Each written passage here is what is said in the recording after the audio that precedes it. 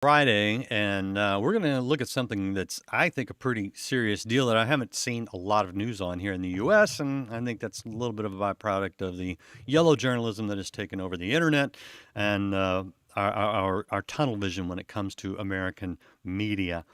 That's the situation going on up in Canada and has been going on for quite a while throughout COVID, and now churches being burned to the ground.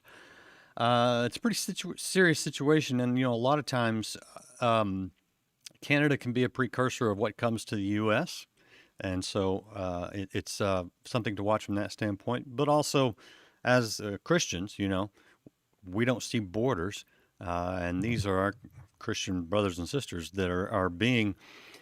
Well, Americans like to say, "Oh, they're persecuting the church," and not really.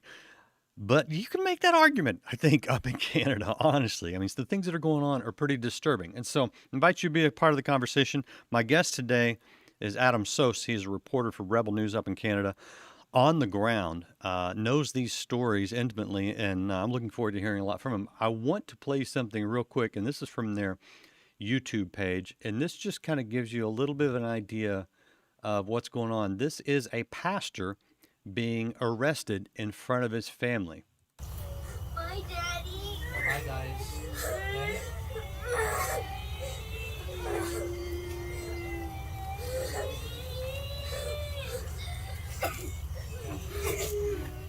Can you guys share maybe why Jason Kenney gets a free pass and you're arresting pastors across the province? Any comment, any emotion for this family whatsoever? No, you're just going to drive off just like that. Is this why you became a police officer? Also, I did not. Have a good day. All right, the reporter there following the police officer, which I thought was interesting when he asked, "Is this why you became a police officer?" She said, "No, it isn't." That reporter is Adam Soos, and he's with us. Adam, welcome to Life Today Live. Hey, thanks for having me. Happy to be here. So, let's walk through some of these stories because it looks like pastors are being targeted in Canada during COVID. Am I wrong? No, it seems pretty transparent. I too had that natural sort of apprehension to cry out discrimination, persecution, given that we're in Canada. This is supposedly a free place. So at first I had that apprehension, but I think looking at the facts across the country, whether it be these pastor arrests, whether it be the arson at the church, it seems that Christians, pastors, are fair game in this modern day and age. The pastor we saw there in that clip was Pastor Tim Stevens, who has been arrested, I believe, more than once at least, and arrested, released, arrested, released. What's going on there? Why is he being arrested? And what's going on? Yeah, so I mean, it's the type of thing you typically see in some sort of communist tin pot regime. So the first arrest, they actually served a man notice of this order. So, and we'll get into it, but all these pastors are being arrested under these orders that associate to COVID restrictions. And we can get into the details there, but they actually served someone who looks nothing like Tim Stevens whatsoever notice of this order, saying if you break these rules, you're going to be arrested. As you notice, Tim Stevens has a big beard. This man had no facial hair whatsoever. There was really no visual similarities between the two individuals. Oddly enough, my videographer happened to be there when they served the wrong guy. He kept telling them, "I'm not Tim Stevens, I'm not Tim Stevens," and they would not hear him out. So then they arrested him for gathering. He was in jail for a little bit, and then they're like, "Oh, this is actually like a wrongful arrest," which is what his lawyer said from the get-go. So they let him go. And we're like, okay, well, this is a bit of good news. Maybe they're backing off. Then soon thereafter, they re-served him notice and then re-arrested him, this time having properly given him the paperwork. Jeez. So what was he arrested for? Because he wasn't at church. He Yeah. was at home when he was arrested in that. Yeah. So there's a May 6th Rook injunction. So Rook is a justice in Alberta in this province. It was basically an order from a judge that said that folks organizing events or gatherings in contravention of COVID restrictions would basically be in contempt of court, would be the charge that would come to them. Unfortunately, the wording of the order was so problematic that it functionally applied to like anyone in the province whatsoever. The original intent of the order was for a small group of people organizing large-scale protests. They're named particularly in that order, but at the end there was this line that said Jane or John Doe, which effectively meant that anyone in Alberta seen organizing could immediately be found in contempt of court. It was a very unprecedented move to issue a blanket statement that said, effectively, if you gather in any way, shape, or form, you will be in contempt of court. By May 13th, the Justice Center for Constitutional Freedoms, who's a constitutional advocacy law firm here in the country, had challenged that, and they clarified the terms and narrowed it to specify it to a smaller group of individuals. Virtually every lawyer that I talked to says clearly that narrowing effort on May 13th made it not apply to these pastors. And Alberta Health Services, who's basically the law team and the provincial service that manages healthcare, they agreed to that shift, but then they continued persecuting people based on the broad application of the order, which was no longer valid, according to a number of lawyers. So it's hard to justify why they did that. Now, you are based in Calgary, Alberta, right. Western Canada. Is this something that is just going on in Alberta, or is this something we're seeing across Canada? No, it is. We are seeing it across the country. Alberta is the only place that has arrested pastors. Technically, there's been 4 pastors arrested in Alberta. One was basically arrested and asked to sign something, or else he'd go to jail. So he was technically arrested, released immediately. The other 3 have spent time in jail. There are other places in the country where they took different approaches. For example, I think it was Nova Scotia. They would ticket all attendance, and they would make these massive, like everyone would get a $5,000 ticket who was attending. So they basically targeted the group at large. There are a number of pastors, though, once court is settled, who are risking or facing serious jail time, as well as like multi-million-dollar fines.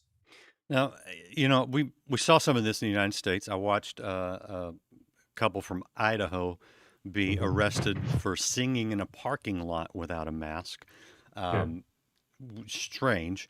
Now, are these pastors in Canada, are they troublemakers?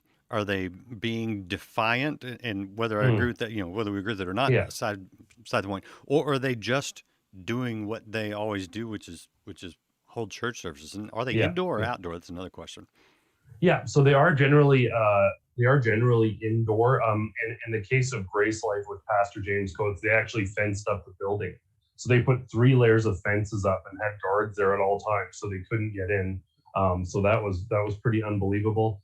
Currently, Fairview Baptist is locked up, so they don't have access to that building. So a number of these congregations effectively went underground once their buildings were taken away. And at that point, very often worship took place outdoors at sort of offset areas.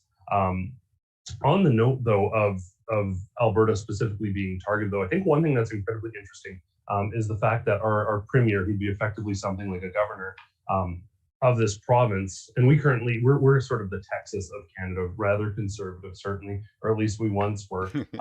And our current premier, Jason Kenney, used to be a federal politician, and he was basically a defense minister and a number of other serious positions. But he was a massive advocate for religious freedom internationally. He was an outspoken critic of Chinese oppression of Christians, a supporter of Israel, all of these sorts of things. And then he comes to Alberta, leaves federal politics, decides he's like, I'm going to go back home and help my home base out, become the leader. People were excited, conservatives sort of unified underneath him, and they got him in. So it's shocking to see him at the sort of forefront of this persecution of Christians in this province.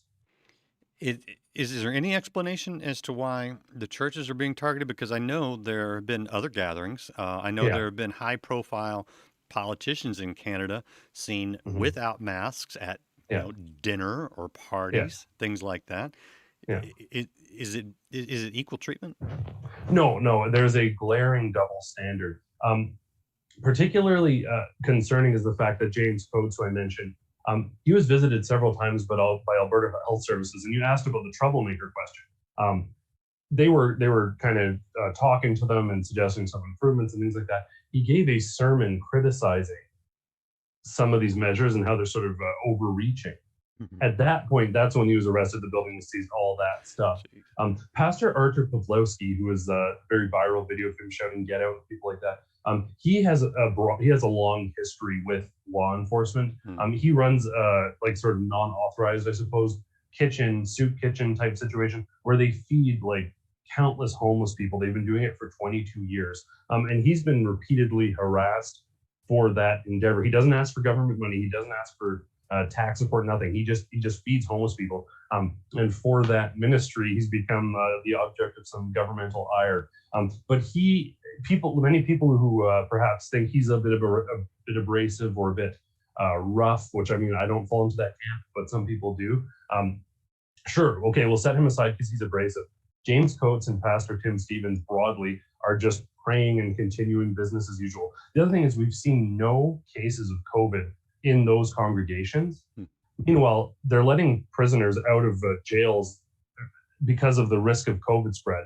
And then they're putting pastors into those same jails. There has been something to the effect of 500 COVID cases in the jail that they put Pastor Tim Stevens in. And there's been no COVID cases in his congregation.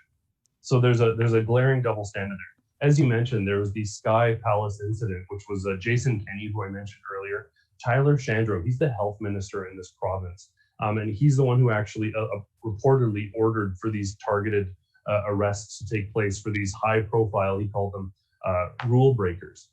So those people were breaking the rules themselves. They haven't been ticketed. They face no consequences whatsoever. We've also seen large gatherings at other religious groups. And we don't want to name a religious group because we're not trying to say, go get them too. We want everyone to worship equally. But the fact is these other denominations, these other religions have gotten free passes. And it was a matter of during certain festive religious seasons, you could drive outside of their places of worship.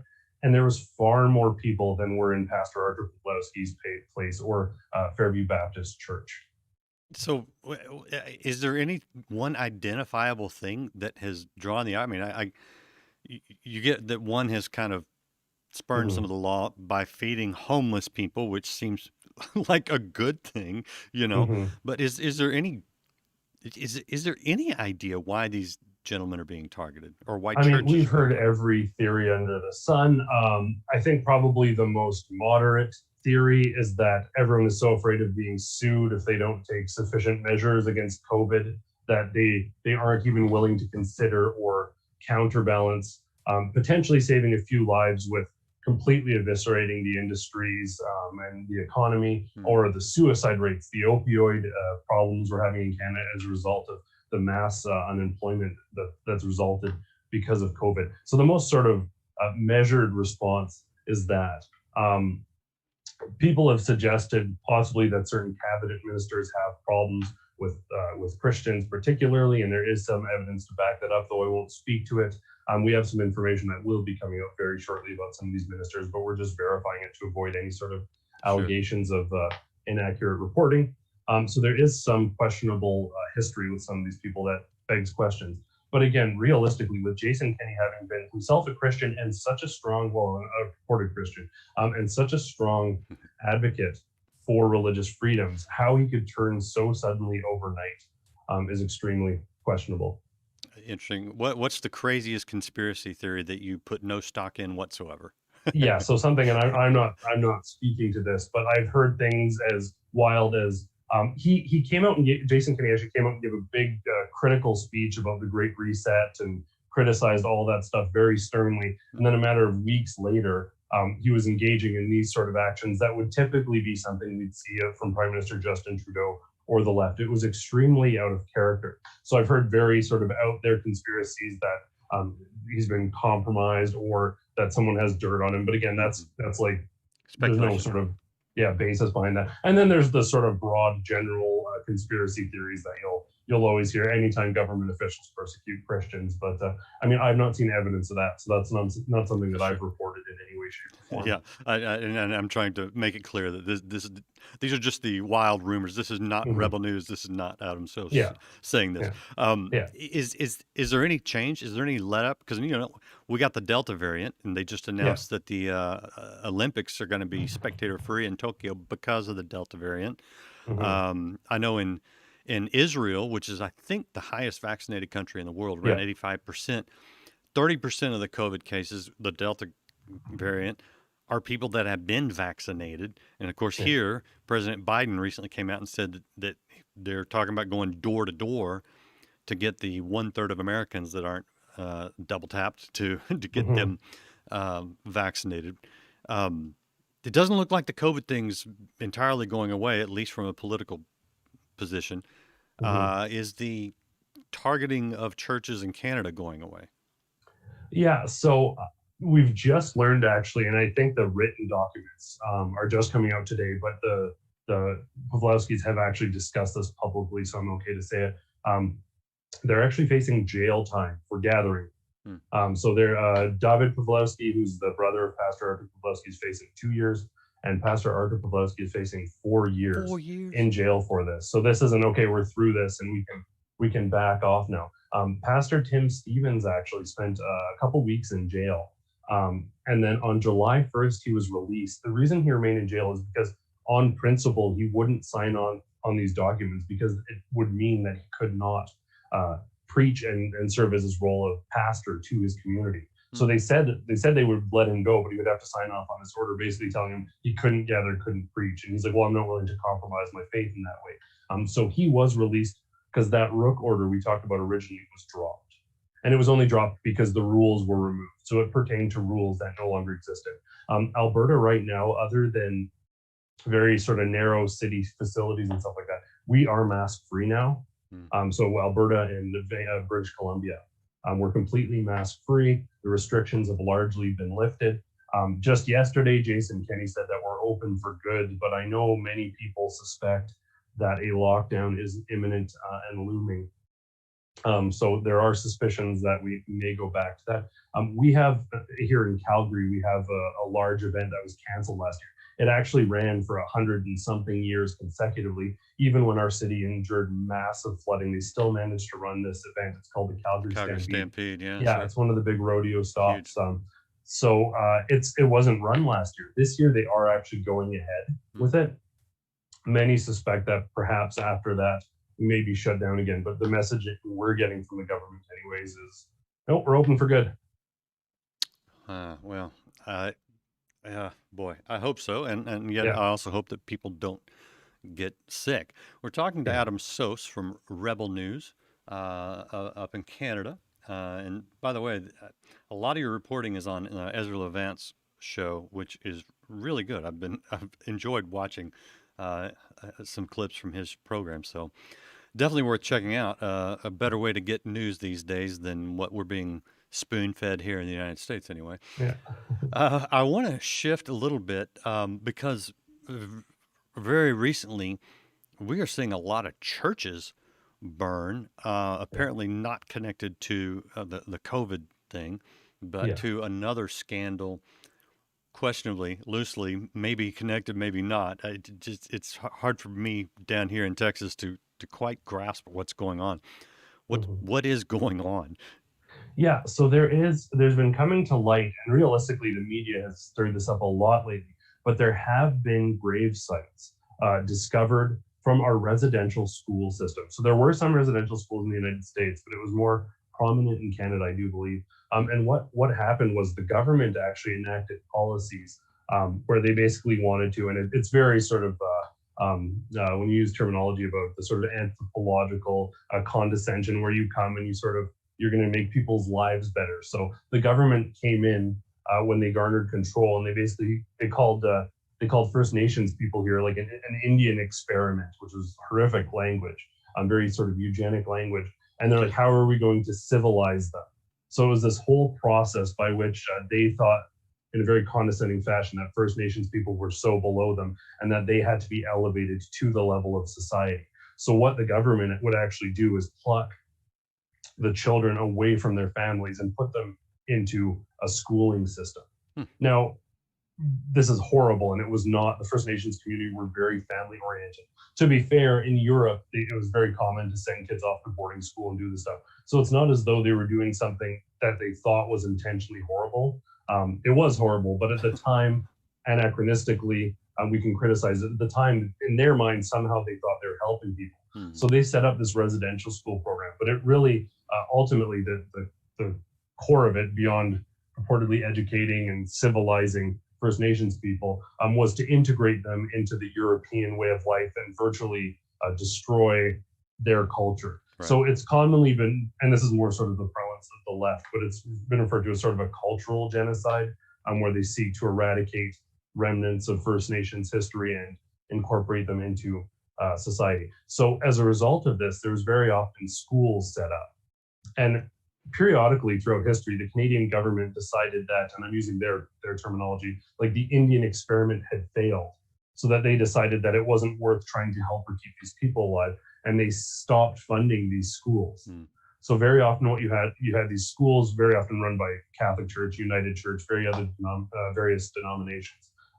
All their funding would cease, and then you'd see these like upticks of disease and stuff. So one school, I know 75% of the kids died of tuberculosis.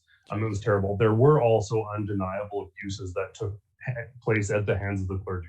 So overall, a very messy and tragic situation. In recent years, with efforts to discover what happened and unveil some of this history as part of a reconciliation, there's been a truth and reconciliation conversation going on to get it out there. They've been probing some of these locations, and they've found mass graves, very often unmarked mass graves. Now, we don't know if the people necessarily died of tuberculosis, if they died of abuse, neglect, or being killed overtly. That information is very generally speculative at best. We do know there was a lot of natural deaths when mass graves took place, but this has generated a lot of anger, rightfully so, among Canadians. But unfortunately, that anger, and this is not the First Nations people, to be clear, they've condemned this across the board, but the sort of radical left progressive groups have taken it upon themselves to go out and vandalize and burn churches down in acts of vengeance. One of the ironies is they tend to target churches in First Nations communities that these people are still using. So they're actually causing further damage to these communities, not helping them in any way, shape, or form. Yeah, that sounds like here in the U.S., Black Lives Matter burning down black businesses in protest. It doesn't fit. It doesn't make sense. So how many churches have we seen burn? Yeah, and it's honestly at this point, it's even hard to keep track because we just heard from one church that's a rather progressive church. They didn't want to distract from the residential school story, so they didn't even announce that a church had burned down a month ago until now. But we know of at least 13 or 14 churches across Canada that have experienced arson. Some are completely destroyed. Some are historical locations with meaningful significance. Alternatively, though, some of them are churches for like Vietnamese communities or Filipino communities that have only been there for 20 years. They had nothing to do with residential schools. And one of the great tragedies is those people escaped persecution, communism, hardship to come to Canada for freedom. And now we have entitled, privileged kids. There's video from Vancouver. It's a bunch of progressives wearing Birkenstocks, throwing paint all over a church, damaging the Vietnamese community's church to the point where they no longer have a space to worship. So there's been at least 13 arsons. But in my city alone, Calgary, in one night, 11 churches were vandalized, splattered with red paint, numbers written on them, arrest the priest written on them. So we've seen, just in my city, at least one arson and then 11 acts of vandalism in one night. Are they all Catholic churches? No, they're not. Broadly, they tend to be Catholic churches, but there have been other groups targeted. For example, the Vietnamese church was not a Catholic group, so there's even a further separation there. But part of the thing that I think merits touching on is that there's definitely an effort from the government.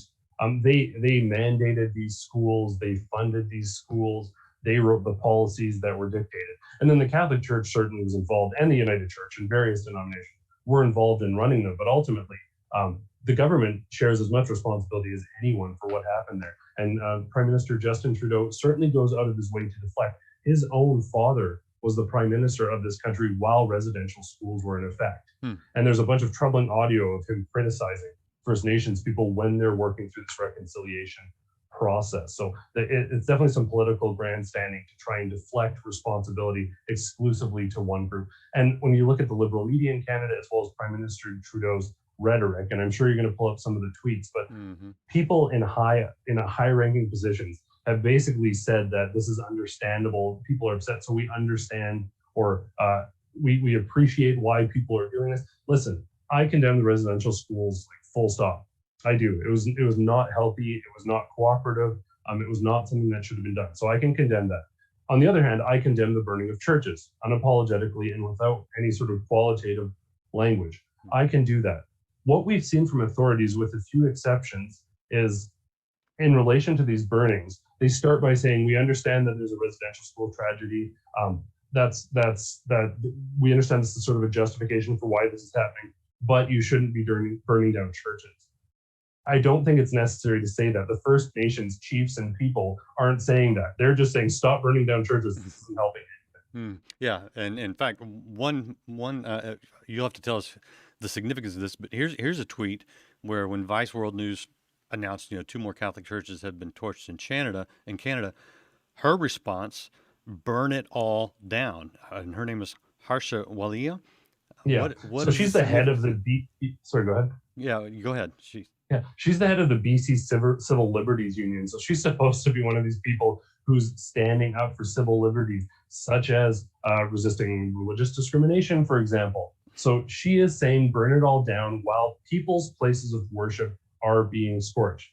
If that was done for any other religious community, I can virtually guarantee that she would be under arrest. If I were to say any other religious building should be burnt down, there would be police knocking at my door. 100%. We've seen people like herself. We've also seen Gerald Butts, who used to be Justin Trudeau's right-hand man and was kind of booted out in a bit of a scandal, but he said that it's understandable to burn down churches. He doesn't agree with it personally, but he's not going to condemn other people for doing so. It's absolutely ridiculous. And again, if you were to replace the word Christian or church with any other denomination, this would be international news. There would be task forces assembled. We'd declare a state of emergency. But as it stands, at least dozens of cases of vandalism. 13 churches have been lit on fire. These are categorical hate crimes, and government officials, barring a few, have been virtually quiet on this. So if I could sort of boil this all down, I'm seeing that children died, we don't know why, at residential schools that were started by the governments, partnered with some religious communities, most of which were shut down. In the case of Kamloops, shut down in 1978, I believe. Mm-hmm. So, 50 years ago, 40 years ago, shut down. Yeah. And then they're discovering some things. And so the response is to burn down a Vietnamese church that's only been in existence for 20 years, which has no obvious connection to the residential schools, and other churches that have no connections to the schools. And then the government response is, I understand, or yeah, burn it all down. Am I getting this story right? Yeah. And I mean, some of these people are sort of in the periphery of government. To give you a sort of objective example to contrast the priority for the government. And again, certain people, for all the criticism we've lobbed towards Jason Kenney, he has just overtly criticized this publicly numerous times without qualifying his criticism. Okay. But like for Justin Trudeau, for example, a couple months back, a swastika was spray painted on a mosque. That's horrific, and that's condemnable. But the Prime Minister immediately took to Twitter to condemn this and said this is fundamentally anti-Canadian. It wasn't until 8 churches were burned and Calgary had been vandalized, 11 churches, that a reporter, I think, asked Justin Trudeau about something, and then he condemned it. So the threshold for tolerance of abuse is glaring. Oh man, it sounds like you guys have the same quality leadership we now have in the United States. Let me just, in summary, ask this, and you give me, as a reporter, as objectively as possible, but someone who knows these stories: is Christianity under attack in Canada? Yeah, I think that, and I am very sort of guarded in making these. When I originally started reporting on this, I did not use terms like bigotry or discrimination. As the story has evolved, and as we've seen the clear double standards, it's more apparent to me than ever that Christianity is under attack. Now, it's not necessarily an overt government policy, but let's cover the stories so far. We've seen religious groups and politicians break this May 6th order, period. They broke the rules. Did any of them go to jail? No. 4 pastors were arrested, however. We've seen attacks and discrimination against places of worship in the past. They have been categorically condemned by the government and government officials on all levels, always. There was not an immediate response by government officials on the same level or with the same level of haste when churches were literally being burnt down, absolutely destroyed. The culture in Canada has shifted to the point where it is completely okay to direct hatred towards Christians. I think that goes without saying. Mm. When government officials or people associated with civil liberties unions, former government officials can say, burn it all down. When health ministers in this province can direct targeted arrests against Christian pastors and look a blind eye to every other community that is gathering violations of these rules, I think it is a completely self-evident reality that whether official or unofficial, Christianity, like I said in the beginning of this conversation, is fair game in Canada. Mm.